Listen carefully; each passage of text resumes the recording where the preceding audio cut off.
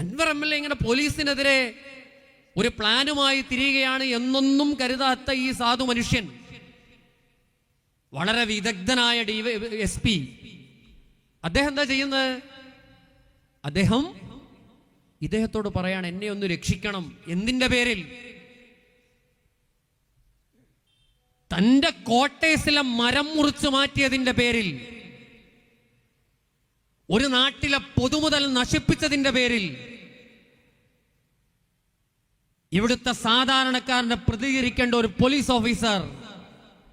അപ്പൊ അന്ന് MLA പറയുകയാണ്, പ്രിയപ്പെട്ട SP, ഇതൊന്ന് അന്വേഷിച്ചിട്ട് വസ്തുതകൾ പുറത്തു വരട്ടെ, അതുവരെ നിങ്ങൾക്കൊന്ന് വെയിറ്റ് ചെയ്തൂടെ എന്ന് ചോദിക്കുമ്പോ ഈ SP പറയാണ്, MLA സാറേ, അങ്ങനെയൊന്നും നിങ്ങൾ പറയരുത്, അങ്ങനെയൊന്നും നിങ്ങൾ പറയാൻ പാടില്ല, നിങ്ങൾ എന്നെ ഒന്ന് രക്ഷപ്പെടുത്തി തരണം, നിങ്ങൾ ആ പെറ്റീഷൻ ഒന്ന് പിൻവലിക്കണം എന്ന് ഒരു MLAയോട് ഒരു ഉളുപ്പമില്ലാതെ ഒരു SP പറയുന്ന സംസ്ഥാനത്താണ് പ്രിയപ്പെട്ടവരെ നമ്മൾ ജീവിക്കുന്നത്. എന്തിന്റെ പേരിൽ?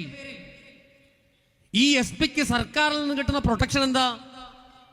സർക്കാർ ചെയ്യുന്ന എല്ലാ വൃത്തികേടുകൾക്കും ഒത്താശ ചെയ്തു കൊടുക്കുന്ന ഈ പോലീസ് ഓഫീസർ നമ്മുടെ എയർപോർട്ടുകളിൽ അടക്കം നടക്കുന്ന വലിയ കടത്തുകൾക്ക്, ആ കള്ളക്കടത്തുകൾക്ക് കൂട്ടുനിൽക്കുന്നു എന്നുള്ളതാണ് ഇത്തരം ആളുകളുടെ ക്രെഡിബിലിറ്റി എന്നൊരു MLA ആണ് കേരളത്തോട് പറഞ്ഞത്, നമ്മളല്ല. ആ മനുഷ്യനെ എല്ലാ അർത്ഥത്തിലും പ്രൊട്ടക്ട് ചെയ്യുന്ന, സംരക്ഷിക്കുന്ന സമീപനമാണ് ഇവിടുത്തെ മുഖ്യമന്ത്രി ചെയ്തത് എന്ന് ഇവിടുത്തെ മാലോകർക്കറിയുന്ന സത്യമല്ലേ? ആർക്കാണിതറിയാത്തത്?